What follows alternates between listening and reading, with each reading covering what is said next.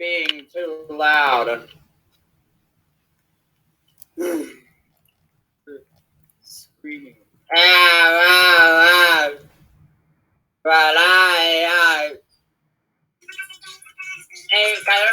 women's are up to her bridge. Neil, can you please be quiet? I don't want you to get suspended again. Where?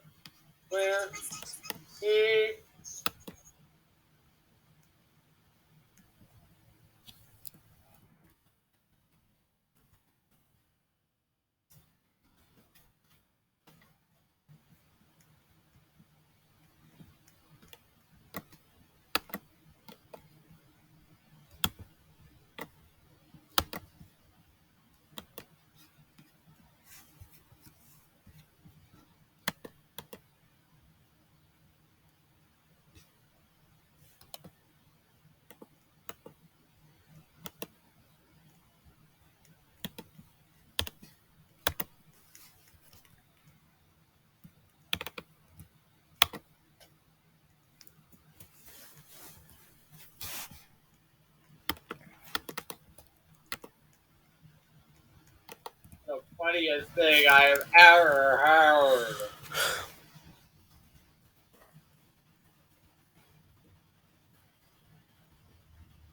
Who is it?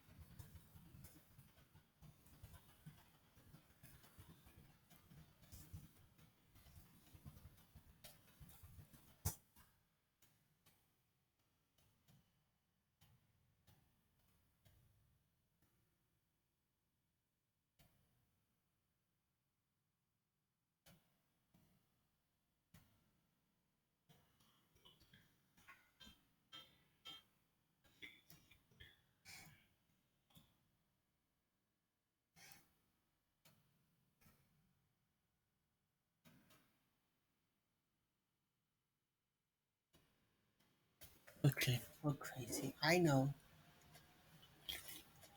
He ran straight to the sky. Say my wife and get down.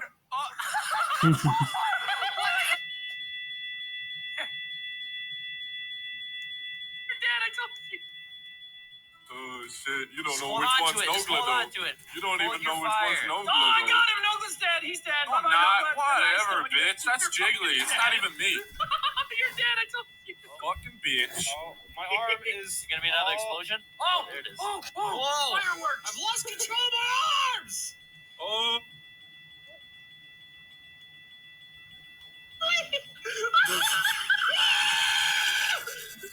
Don't worry, I'll get him back for you. Bye-bye, Nogla. No, bitch. Bitch. Don't kill me, motherfucker. Oh, yeah, I didn't die. I didn't think so, motherfucker. Alright, another pin pulled. Who wants it, Nogla? Alright, give it to Evan. I've got every single one. I got it. Oh, shit, I got his dog again. I got Anthony. You Because I fucking threw it right in your face. That's how. That was sick. Dude, The shake and bake. Evan, The you don't shake know and it. bake. You don't know it, but that was clutch as fuck. I actually had a grenade pulled myself that I dropped. You killed me before I killed myself. Yeah, that's right. Alright, Nogla, get his ass. Get his ass. Alright, you shake. Oh, fuck. Oh, fuck. I'm dead. Evan won. Good job. Oh, nice Look jump, at him. man. I think the shake and bake. Please keep clear and hold on. Bro. Woo. Alright, Oh, fine. you're good. Fine. Oh, bounce! Look at that bounce! You're dead! Oh! Fuck! Oh, Panda, the champion. He didn't even move my arms. I was gonna say, he never even moved. His arms are still. You'll leave a like. Let me know.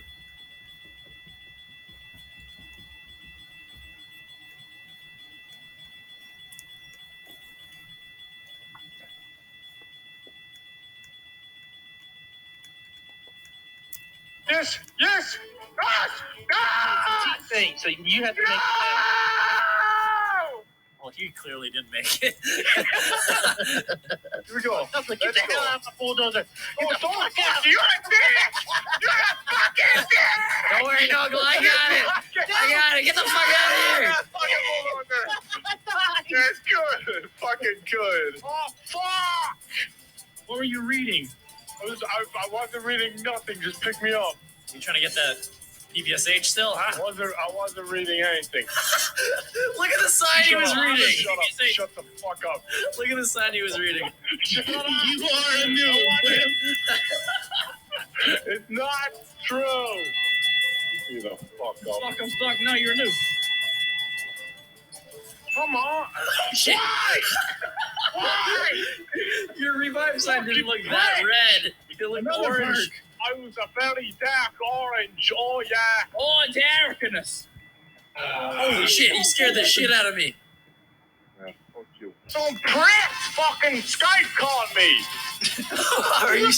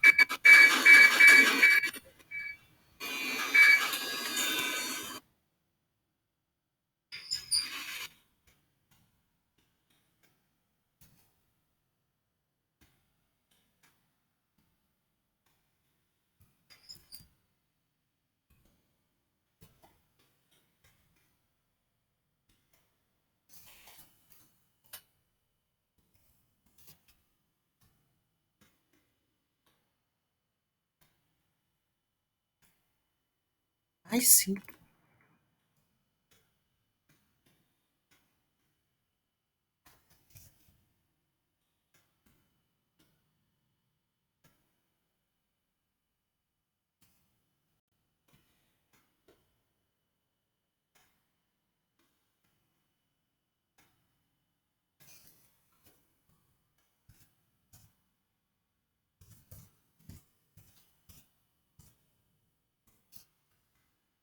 Is there a max of two?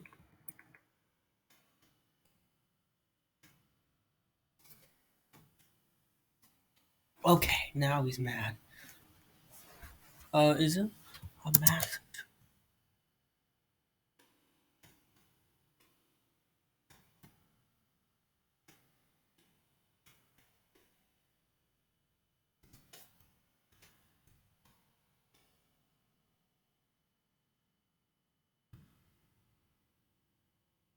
What are you doing?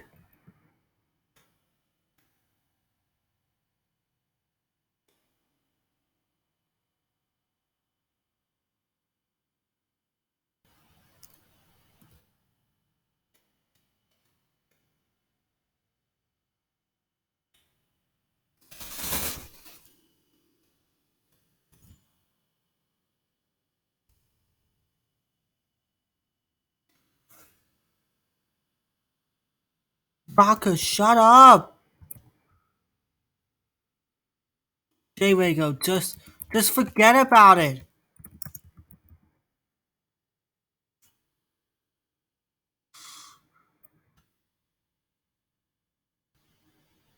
There won't.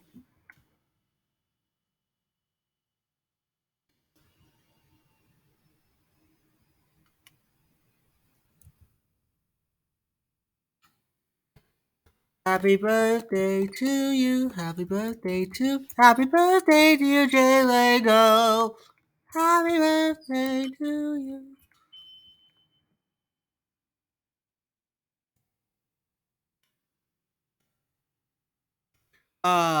Hey, guys, we have a second. We have a what? The hotel made us a second bed. Come in, guys. He made us a second bed just for us. On the second floor right here.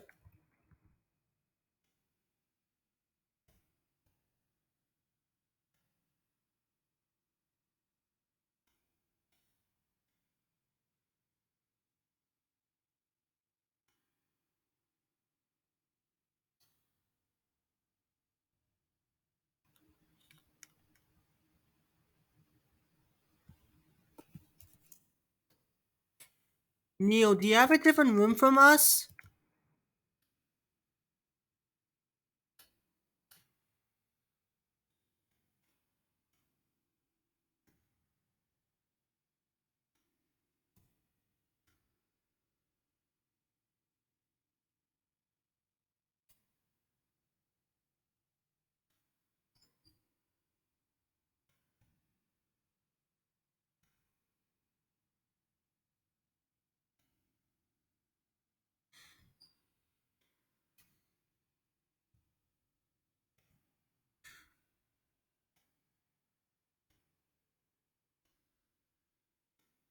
Tired about it. More than two. I know.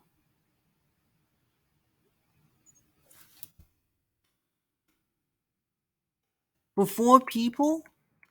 You're kidding. I know.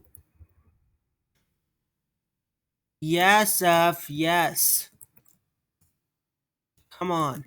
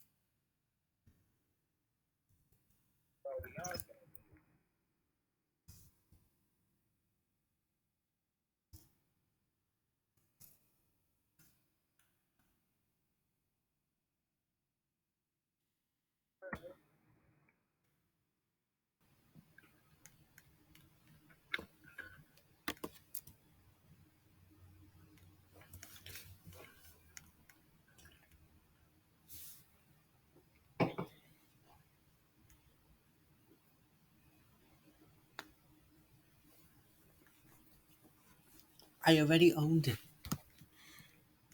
What? Did he say? Why is there a second bed?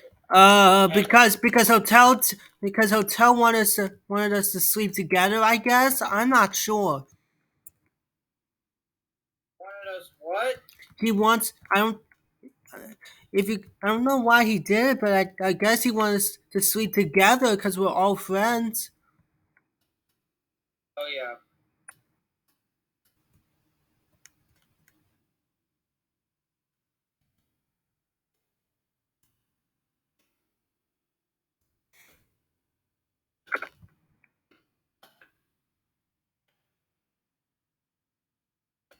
Well, I'd have to do standard next time because the memberships are too expensive. Does that mean that will include me too?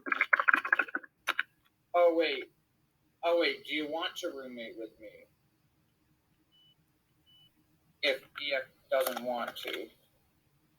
I'm stuck. If EF gets nervous roommating, do you want to? Yeah, I'll do it. Oh yeah, that sounds good. So that way I don't have to worry about standard. It's just that I can't afford. But I'm not. But is my membership going to expire because I own this already? Is he going to cancel it? I don't know. Let me just ask. No, I'll do it. Hey, hotel. Oh, I don't have to worry about that. Hotel. Oh, wait.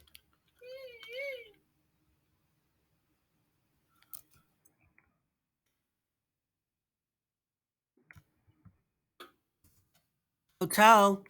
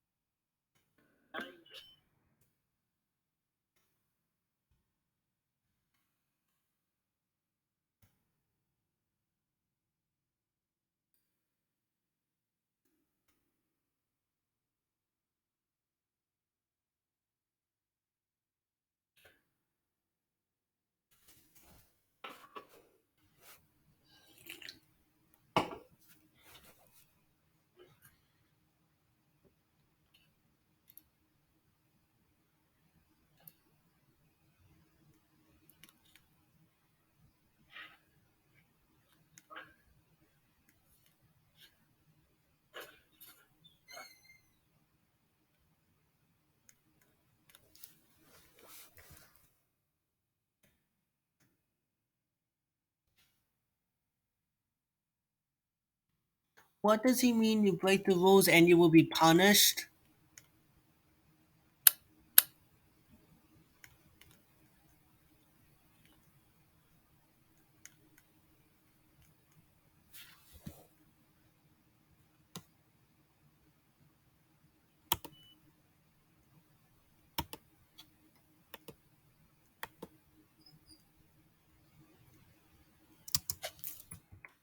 Come on, guys, we gotta go.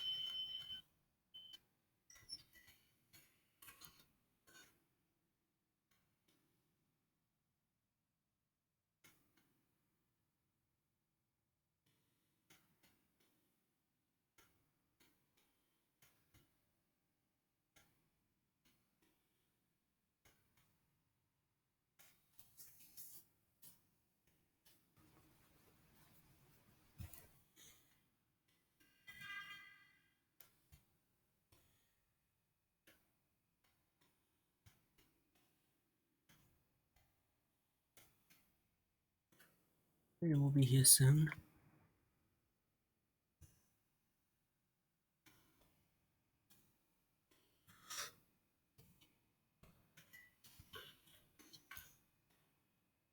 Yeah.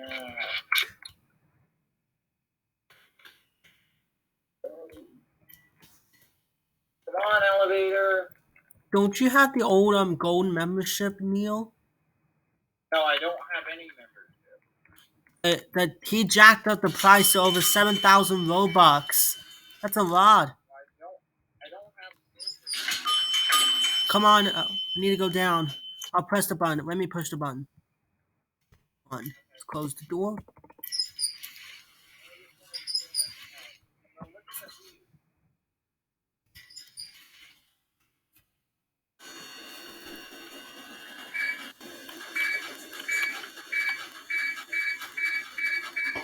Whoa!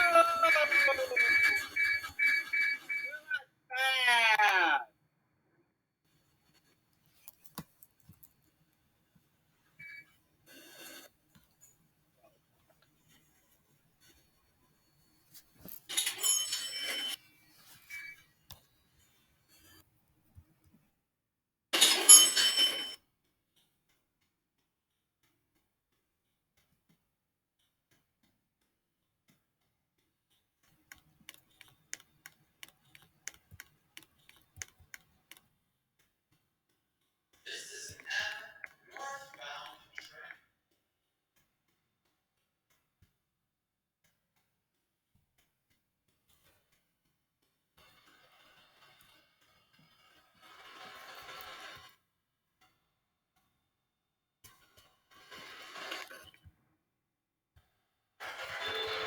We're on board now. Let's go. I meant, when did the membership get discontinued? June?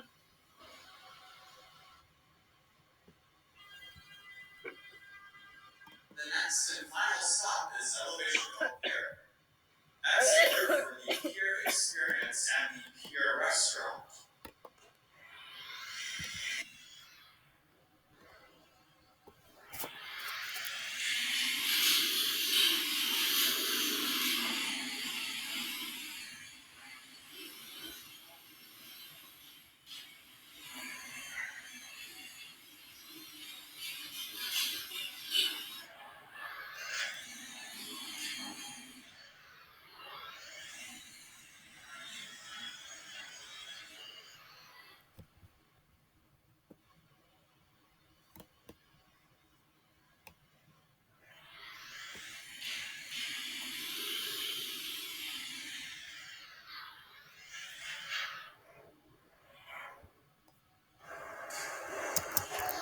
This is the last stop on this train.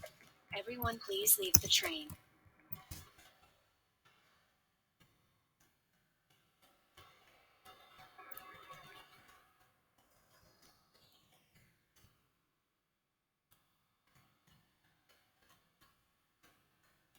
Yeah, that's all I can say.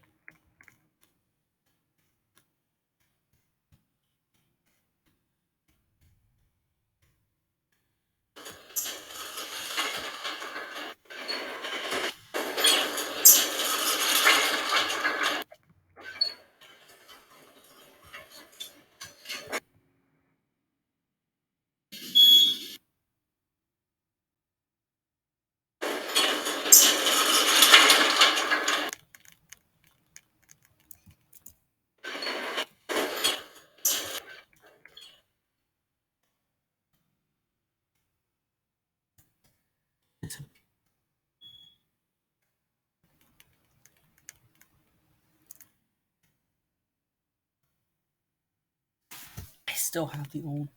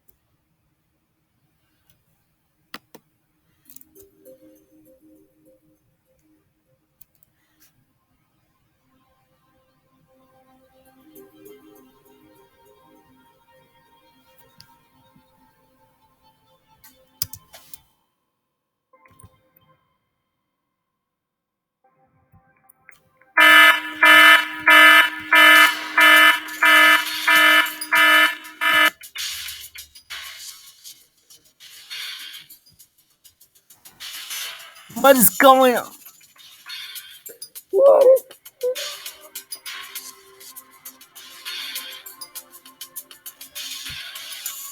Happy birthday to you. Happy birthday to you. Happy birthday. Happy birthday. Happy birthday to you. Happy birthday to you. Happy birthday to you.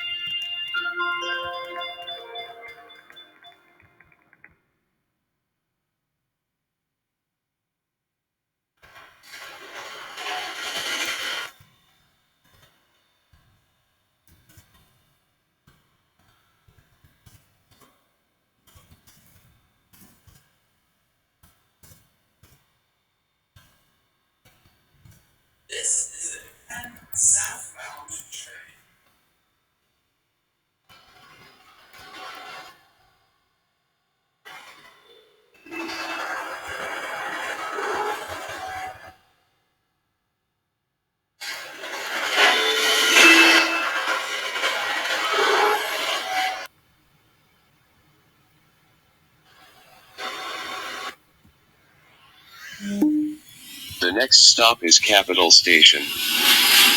Transfer here for blue, orange, and green lines, and for CR Rail 1, 2, and 3.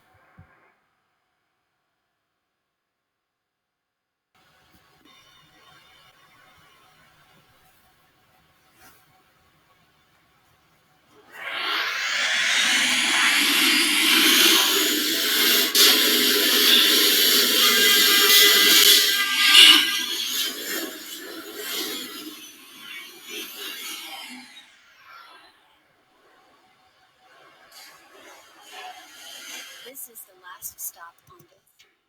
Everyone please leave the train.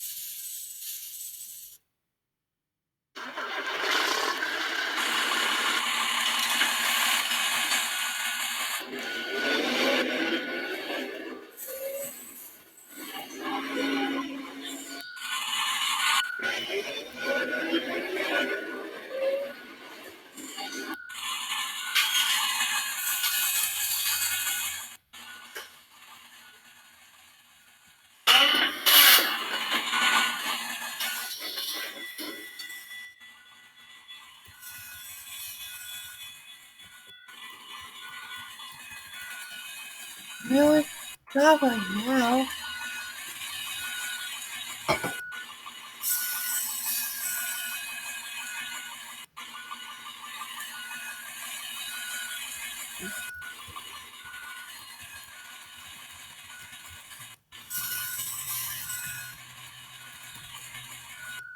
Hotel, I have a question.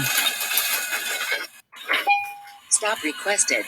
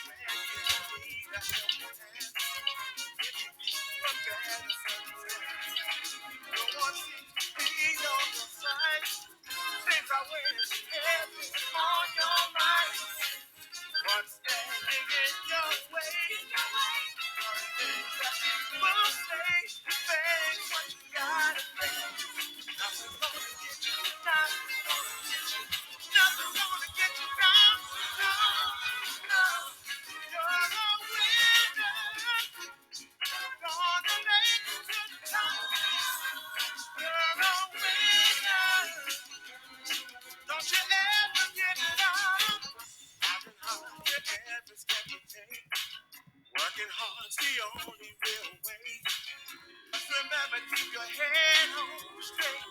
Don't slip and throw it all away. What's standing in your way? The things that people say, face what you gotta face. Nothing's gonna get you, nothing's gonna get you, nothing's gonna get you down.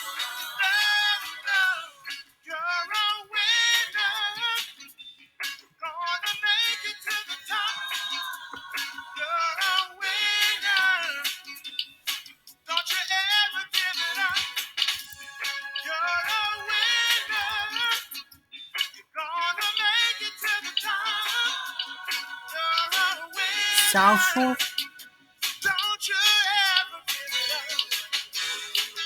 Keep your eyes on the road. Down to the finish line. There's obstacles ahead. Just keep it all in style. Things are going tough. Hang on for the ride. You're a winner.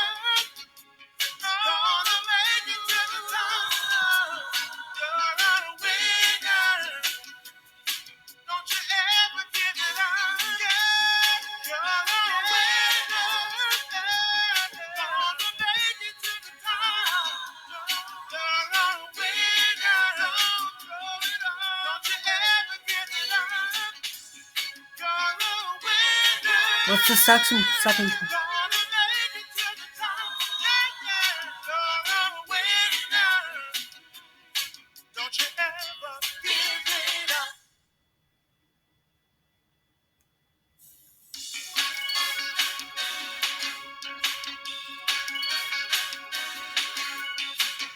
Every day climbing to the top, working hard to finally make it up.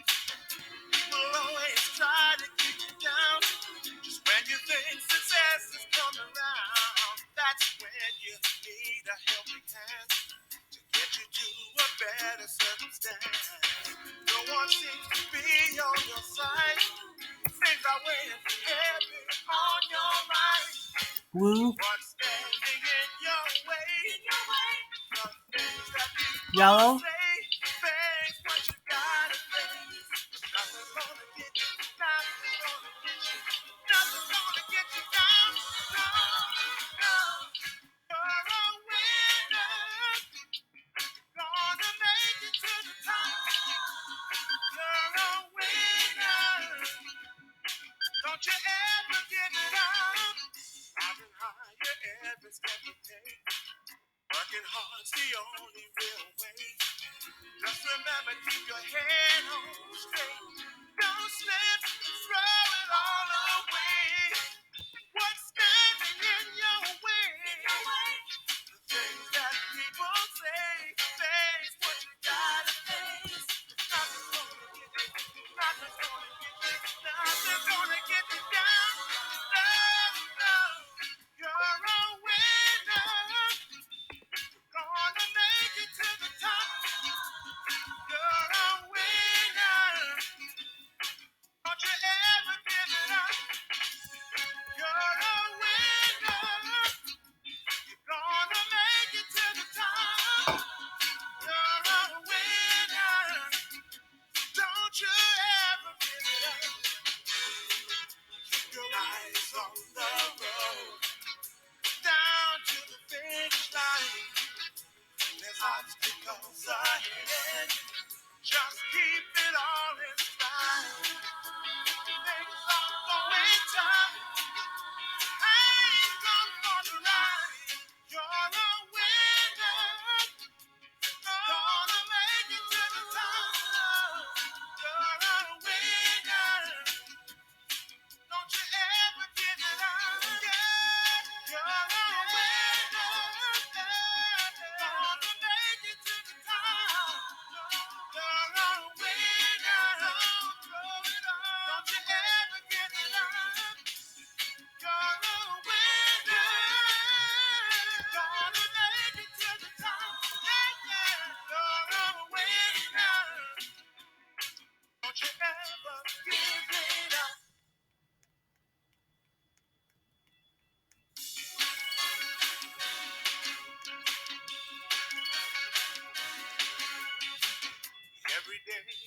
climbing to the top, working hard to finally make it up. People always try to keep you down. Just when you think success is coming around, that's when you need a helping hand to get you through a better circumstance. No one seems to be on your side. Things are weighing too heavy on your mind. What's standing in your way? The things that people say. Face what you gotta face. Nothing's gonna get you. Nothing's gonna get you. Nothing's gonna get you down. No, no. You're a winner. Gonna make it to the top. You're a winner. Don't you ever give it up. Driving higher every step you take. Working hard's the only real way. Just remember, keep your head on straight. Don't slip and throw it all away. What's standing in your way? The things that people say. Face what you gotta face. Nothing's gonna get you. Nothing's gonna get you. Nothing's gonna get you down. No, no. You're a winner. Gonna make it to the top. You're a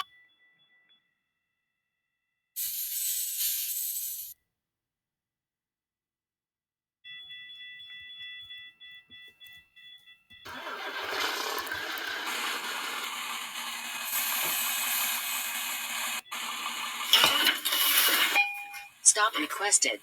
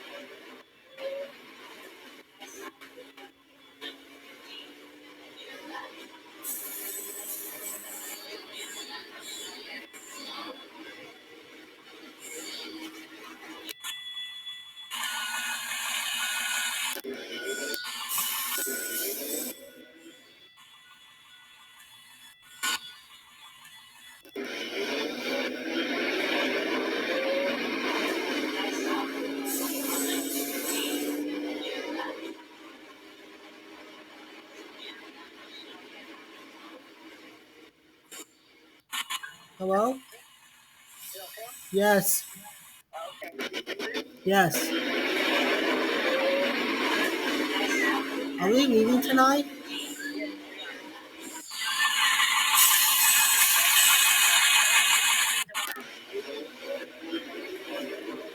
What time are we leaving?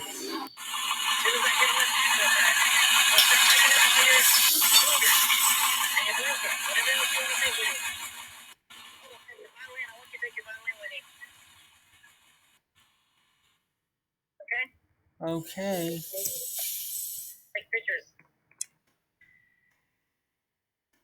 Tommy, what time will you be home? We're coming home tomorrow night. No. Tommy, you're gonna be home. I should be home by like 8:10. Okay? Okay. Be done around.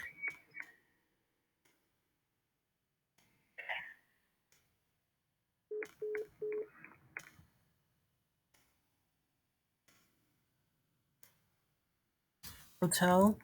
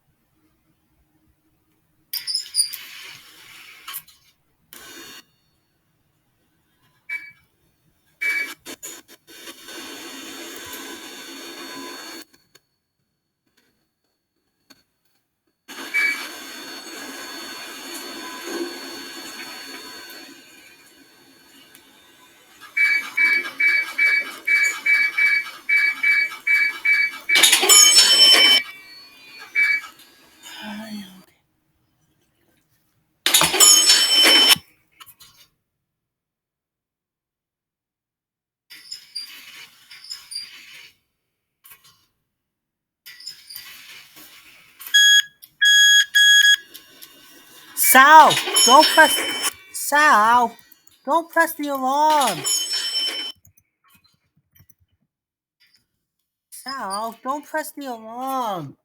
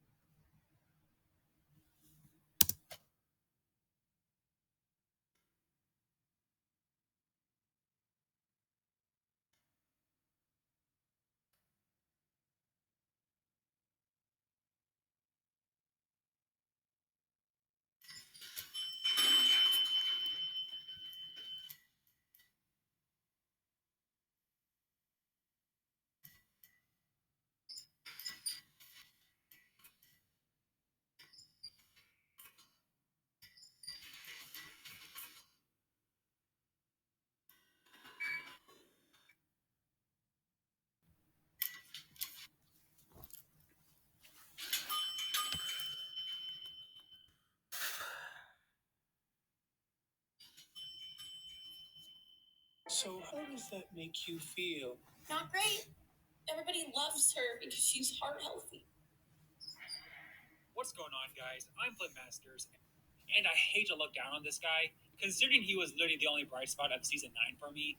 But at number 10, I have Tommy Stevens from Hell's Kitchen season 9. And when you look at Tommy, you think of him, obviously not being on Will or Paul's level, but still holding his own and definitely being a good overall chef.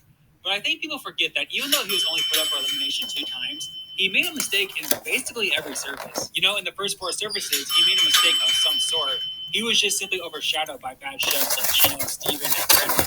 who made far worse mistakes. And he probably goes home in episode 3 if the blue team loses that service, as he had far and away the weakest performance. He had a couple good performances service and challenge-wise in the middle half of the season, but again, from the final 10 on, he made mistakes of some magnitude, and pretty much every service. His mistakes got overshadowed by Jonathan's performance at the final 10. His mistakes at the final 9 were forgiven because he was on the winning team.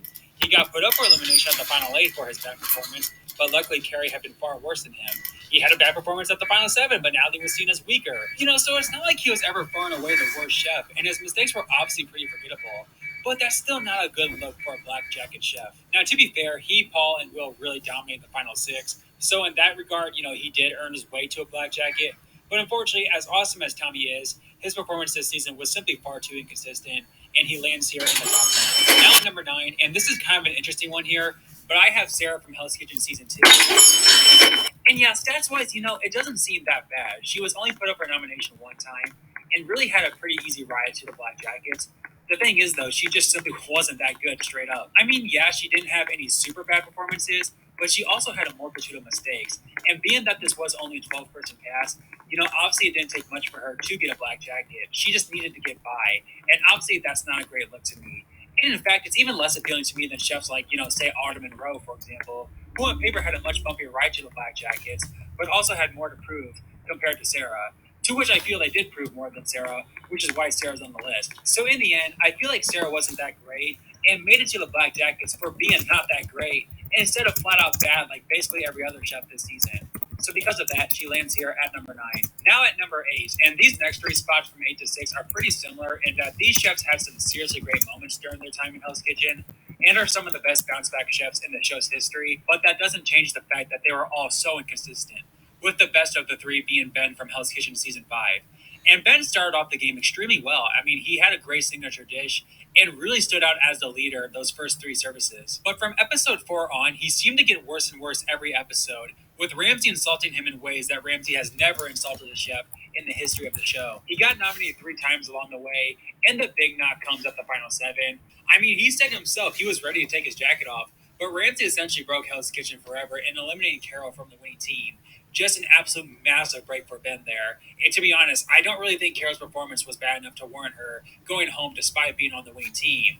But either way, I think Ramsay simply wanted to make a great TV moment and continue to gradually break his own rules and show that nobody's safe as he evolved the show. And Ben just so happened to massively benefit from that. So while you certainly have to respect Ben's never say die attitude and his strong start, he got worse and worse each service instead of getting better, and was very lucky not to go home at the final 7.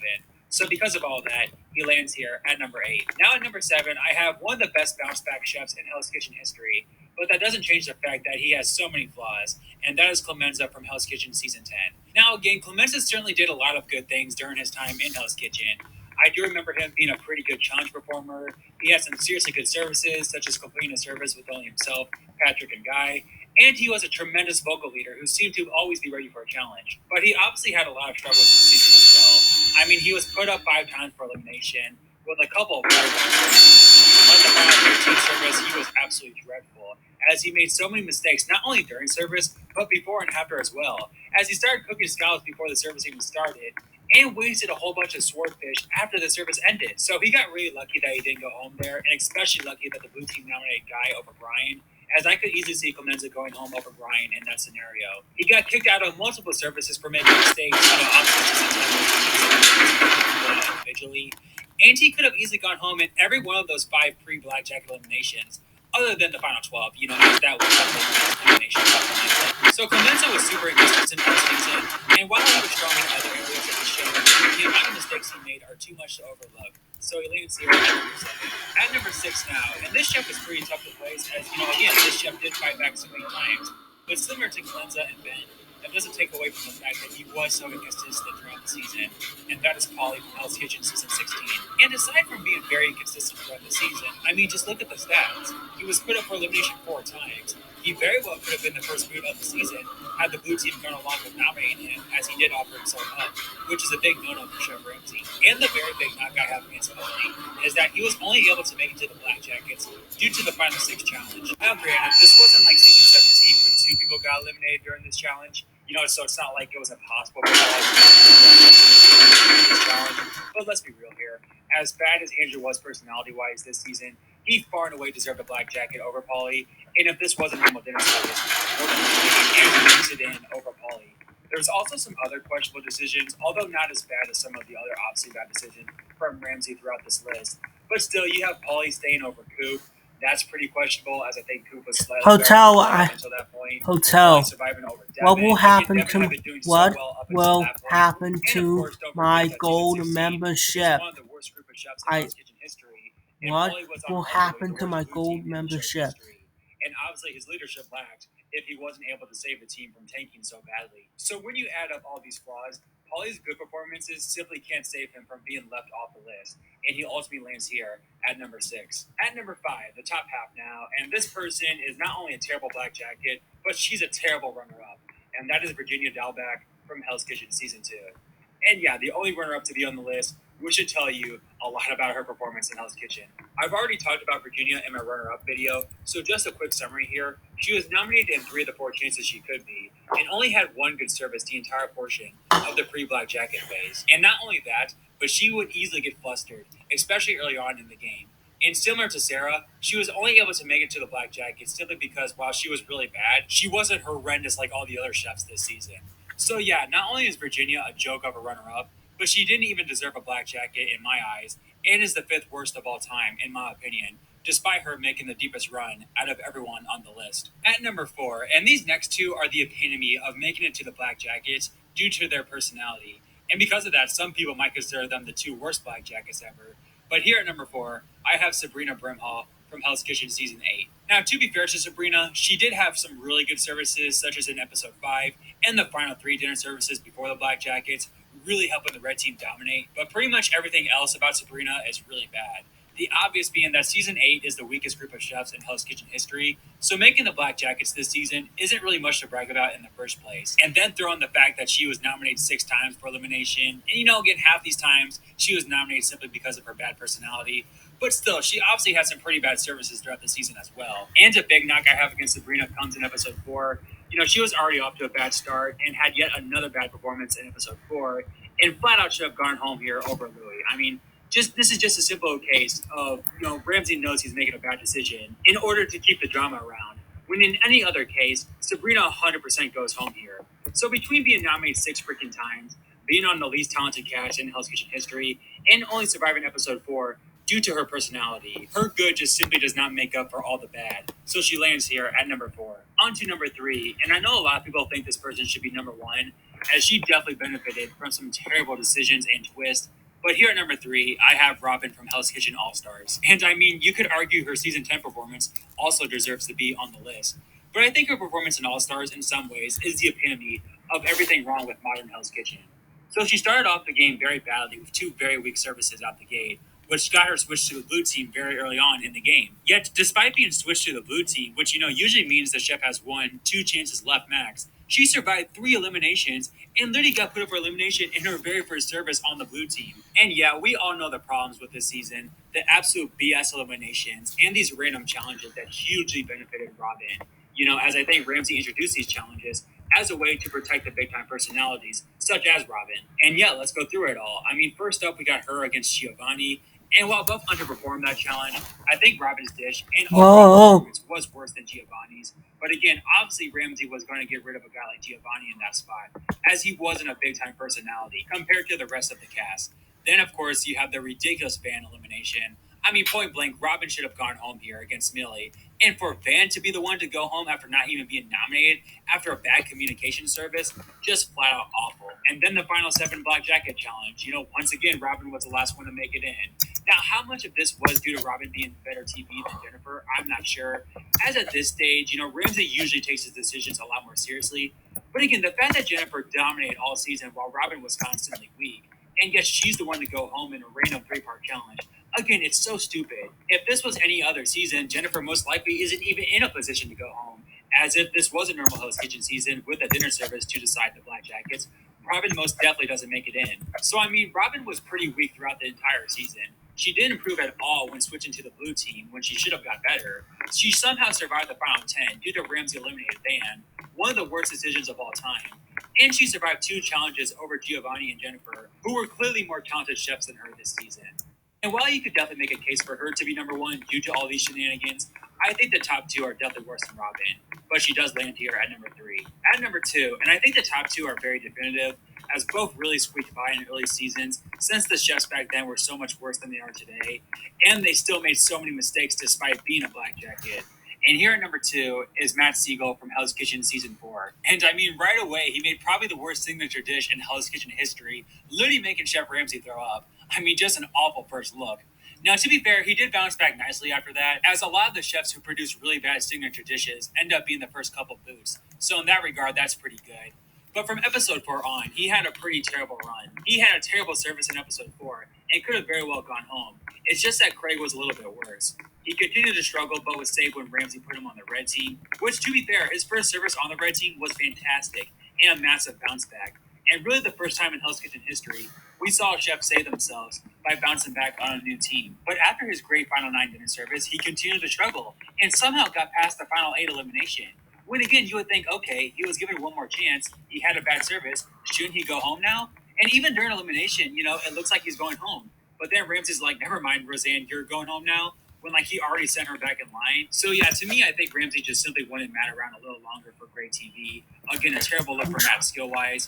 And at the final 7, he had a not bad service, but was I fell. Jackets due to the blue team having a worse service. So while Matt does have some moments in a very standout performance at the I wasn't being. He was very below average the entire season, and was really lucky to make it past and throw in the fact that season 4 was a very bad cast talent-wise, as you could even argue that some other Black Jackets this season were pretty weak. All those factors, in my opinion, make him the second worst Black Jacket in Hell's Kitchen history. And finally, at number 1, a man who probably single-handedly caused the bigger cast in Hell's Kitchen, as Black Jacket almost lost all its meaning after this man made the Black Jackets in season 3.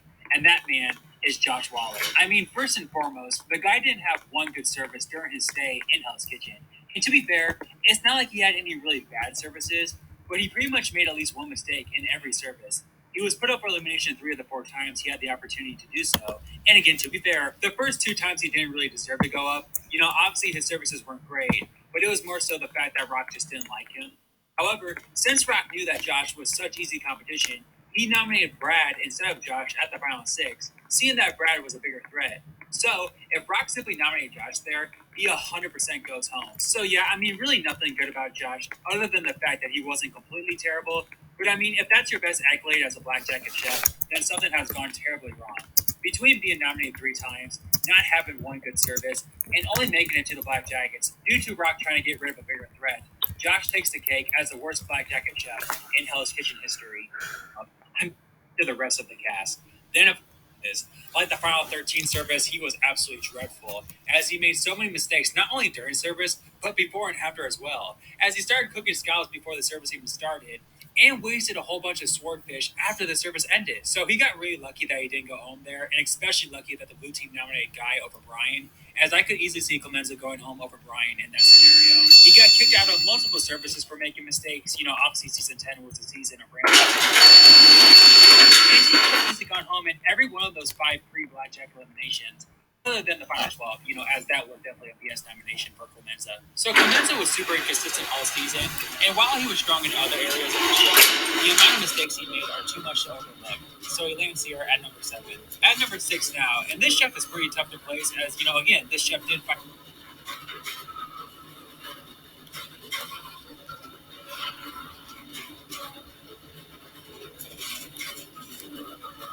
YouTube Premium gives you ad-free videos, mobile downloads, and background play. With it, you also need... Hell's Kitchen is a brutal for 8 hours, but honestly, as hard as it is to believe, that wasn't even the worst part. We do what we know how to give Gordon a reason to give us. So there's no more ego, and just do what we came here to do. And that's maybe we try to go a little bit too far. You just gotta remember, it's not that they don't try to help, but if one of us gets something down on one station and then he shows one of us, that's one thing we have to understand, guys, if you guys want to look good, just jump on a station and you really don't know what you're doing, don't. I want to throw Sebastian right out the window. He just talks too much. Just bap. Oh my God. Sebastian, come out. Speaking of no air conditioning, the first ever punishment in Hell's Kitchen history also involved no air conditioning.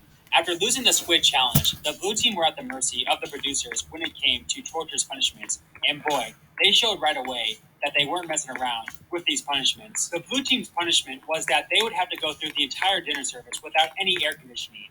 Remember what I said earlier about Hell's Kitchen already being tough enough service-wise? Well, that's literally and figuratively turned up a notch with no air conditioning in the grueling hot kitchen environment. While the blue team actually did win that dinner service, they definitely had their fair share of mistakes, and I can only imagine the extreme heat had something to do with their overall poor performance. In case anybody's wondering, it's about 140 degrees in here. Put down. Are you seeing this? The rice is crunchy. This is turning out to be a bit of a joke. No. Any better than that? Hey, you. That was Misha. Well, we've got any better than that. I have another couple in the oven. Yeah. At number 3 is the disgusting food punishments of Hell's Kitchen.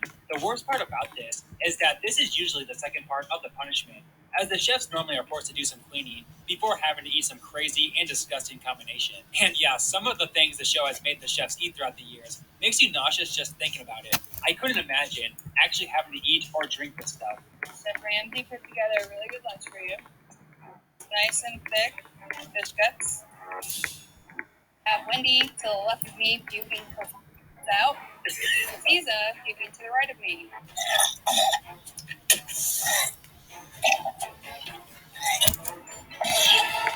Chef Ramsay's prepared something really special for you guys.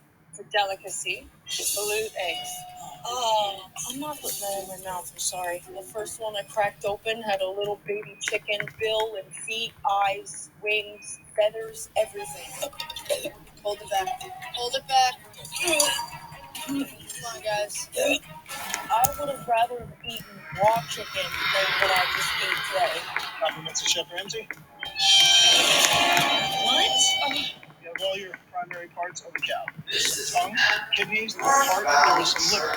There's some bark bags just in case you don't feel very well. I hear someone gag, I'm gonna go. Ladies and gentlemen, this train is being delayed.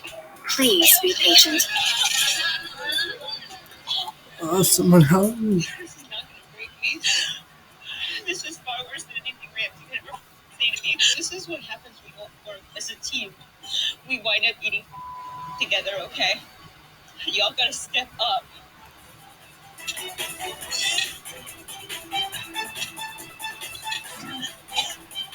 We gotta do this for her. The most physically demanding punishment in all of Hell's Kitchen is the ever so scary recycle day. Now, while being a chef does at times require a ton of work and prep, I don't think any chef actually wants to do The next stop is Northtown Town. Transfer here for the yellow line. Exit here from the elevation of Cathedral.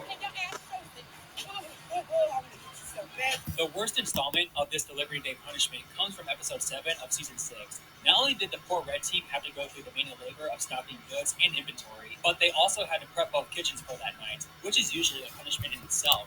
And if that wasn't bad enough, Hell's Kitchen obviously wanted to make these girls as as possible. After a long time, all the red team were but as they say, there's a reason why it's called Hell's Kitchen.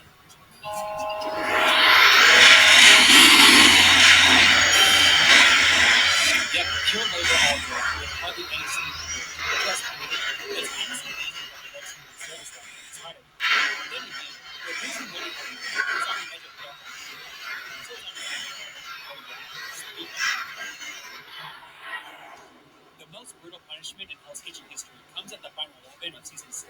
Yes, just one episode prior to the most grueling physical punishment in HK history, production set up a punishment that nearly killed Robert. Yeah, in case you can't tell by now, season 6 was a brutal season, as even Kevin and Dave, two of the greatest chefs to ever step foot in Hell's Kitchen, were nearly taken out of the competition due to their injuries. And speaking of getting taken out of the competition, this is exactly what happened to Robert the previous season, as Pericardite was forced to go home at the bottom. He was thankfully given a second chance in season 6, and while he did have a disappointing finishing in 10th place, he was lucky to even be eliminated eventually, as he almost had to leave Hell's Kitchen with a second partake in a torture for 500 pounds. On this train, Everyone please leave.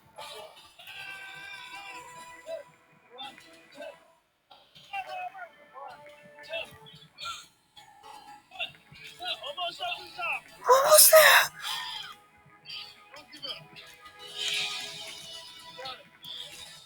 I mean, just what in the world were the producers thinking putting Robert in this potential life-threatening position? I get it was a team ride, and the ride wasn't that long, but the dude really could barely walk without getting fatigued. This punishment is literally dangerous for someone like him. Robert would be taken to the hospital shortly after and actually missed that service, but thankfully, he was able to come back the very next service, only to be eliminated that same night. Still, though, at least he was actually eliminated this time, as I couldn't imagine how frustrating it would be to be evacuated in back-to-back seasons, especially when it was easily avoidable this time. And boy, the producers better count their blessings that nothing serious happened to Robert. We did about die. I mean, Robert's probably dying. Diggins have a heart attack or what? No idea. Thank you guys so much for watching. If you like this video and Hell's Kitchen in general, then smash that like and subscribe button, as this is the only place to find Hell's Kitchen content like this on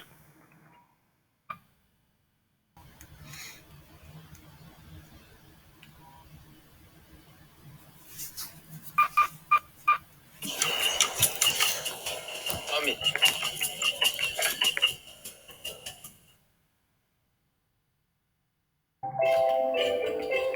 Lily's creamy chocolate with crunchy almonds has no sugar added.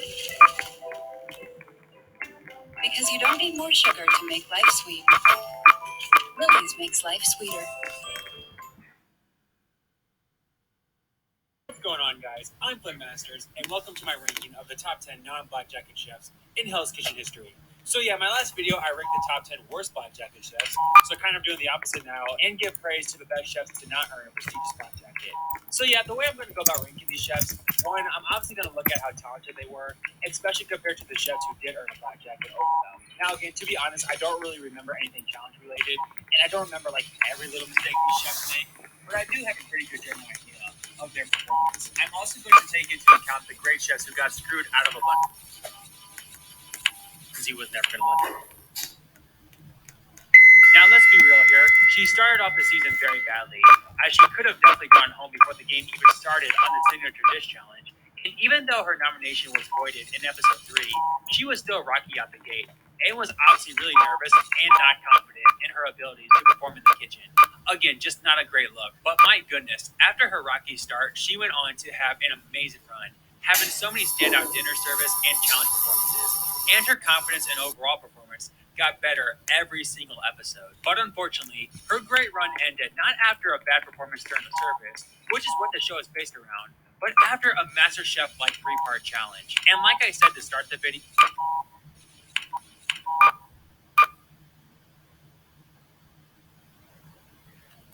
than they actually were. But no matter what you think of Anton's quote downfall, you can't take away from his Megan level of dominance the first half of the season, and that alone makes him top tier. And he ultimately just misses out on the top spot, landing here at number 2. And at number 1, the best chef in Hell's Kitchen history to not earn a black jacket. And to this day, it's still mind-boggling to me that he didn't make the black jackets. And that is Anthony Rodriguez from Hell's Kitchen Season 11. Now, first and foremost, the fact that he was on one of the worst food teams ever is not a good look, as obviously his leadership abilities were top level enough to help the blue team actually win services and challenges. But still, I mean, how much can you really blame Anthony there, as there was only so much he could do of the blue team of Season 11. He made one mistake in the first service after being one of the last chefs standing. We need to do a challenge. I think it was pretty much flawless. Who is doing? And even at the final 7, when he did struggle, it wasn't really that bad of a service, and especially to warrant him being eliminated over that. And I think the reason why Anthony went here is very clear. The show had been hyped up for the entire season, and Ramsey really was the business of how to have the Blue Team did by having only one man make the black jacket. And he knew if he sent home Anthony here, Zach would be the obvious final 6, which would obviously leave John as the only black jacket male. So to me, that's even worse than when a good chef is eliminated over someone just because Ramsey knows the weaker chef needs a better technique. This is flat out a calculated decision by Ramsey, and for that matter, all of them, because they knew Anthony was super talented, and more than likely he and John didn't have another black group, and both of them in the black jackets wouldn't fit the narrative of the season. And that's the reason why Anthony is number 1 to me. Not only was he pretty much flawless throughout the season, but he was eliminated 32 minutes into the season. say what you want about the other double, but I think this is the most obvious example of Ramsey making a terrible decision because this is reality TV.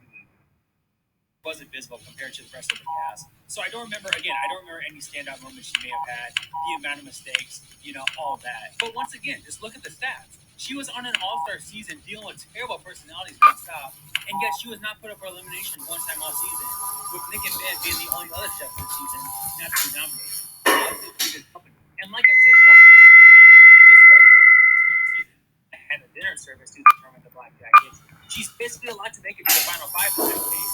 As opposed to she making it over Elise and Robin, but I think she would be even a bigger lock than Millie and Michelle.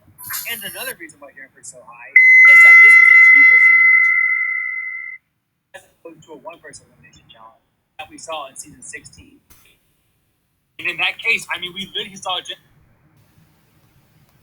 do better than Elise and would have made it to the Black Jackets if Ramsey only decided to eliminate one person. And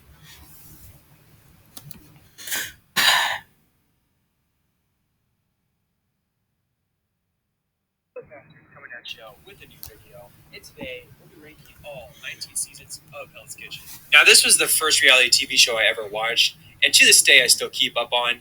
And with season 20 coming up, a big milestone in the show's history, obviously, I figured it would be a good time to look back on all 19 seasons of the show and rank them from worst to best. Now, I don't have any particular criteria in ranking these seasons, but I will be looking at things like memorable moments, the cast, the predictability, and just the general flow of the season to determine my overall enjoyment.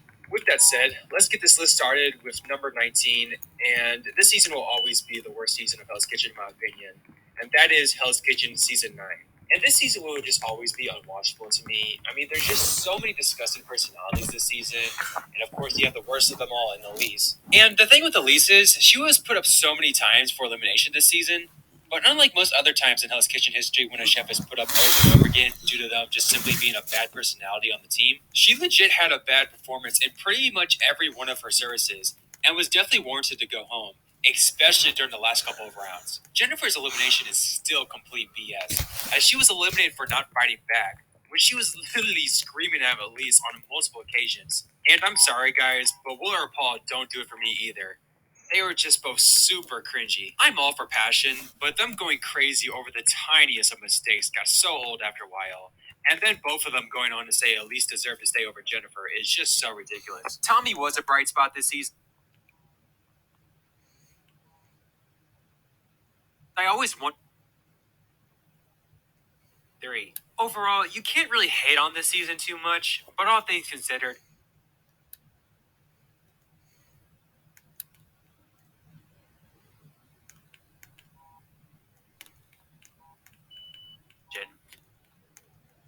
absolutely dominating Hell's Kitchen despite literally breaking bones in their body. So yeah, this season starts off with an absolute bang with and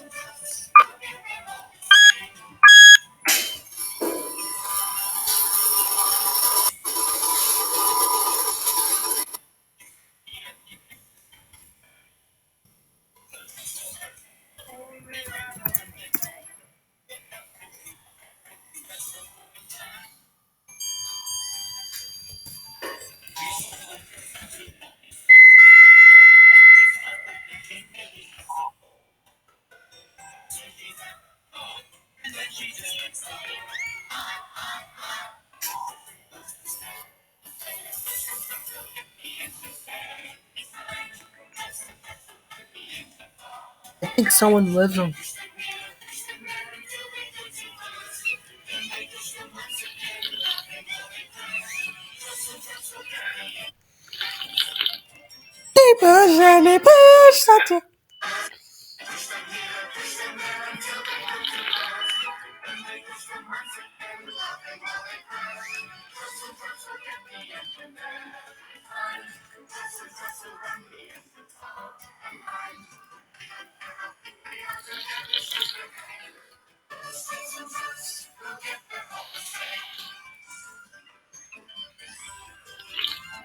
He's so sexy and so very smart.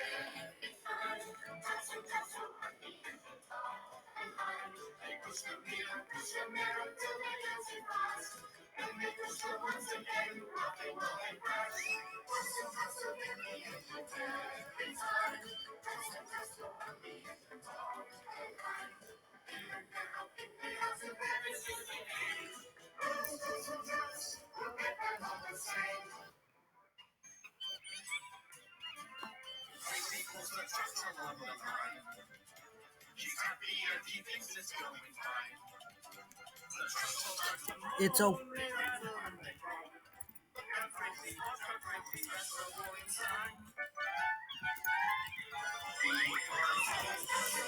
Just don't.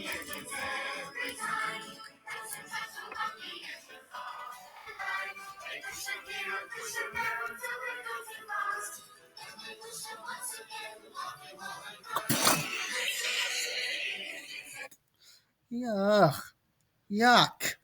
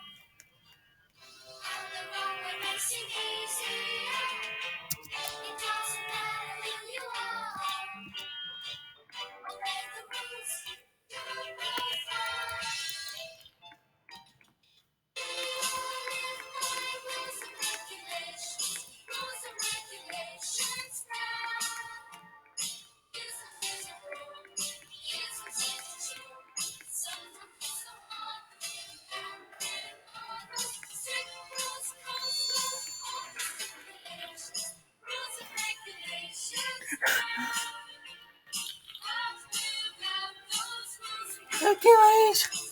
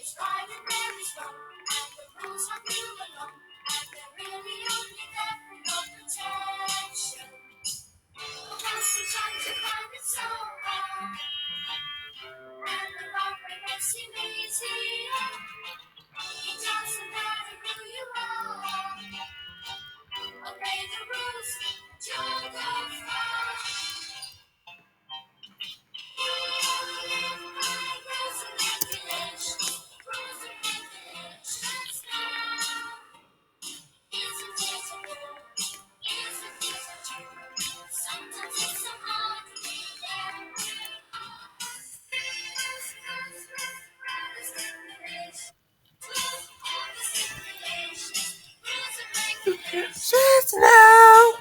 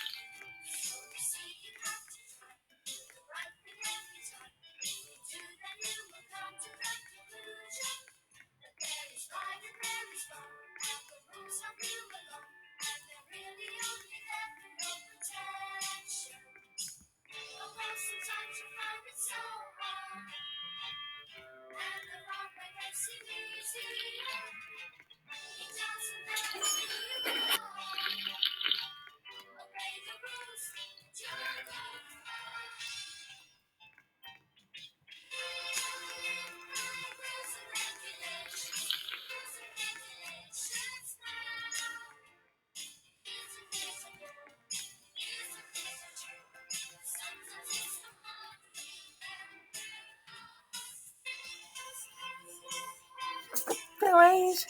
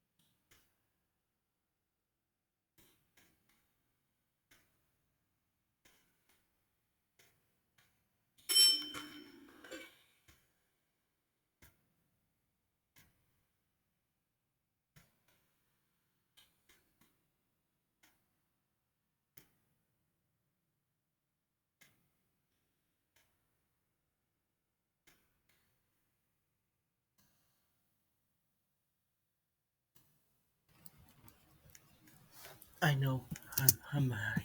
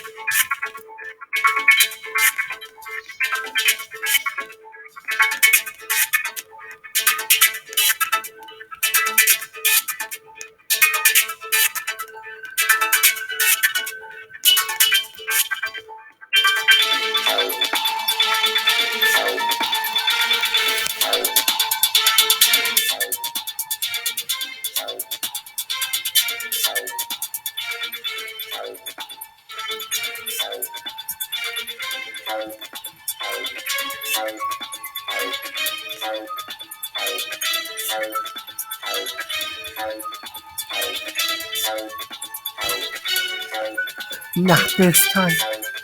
Not this time.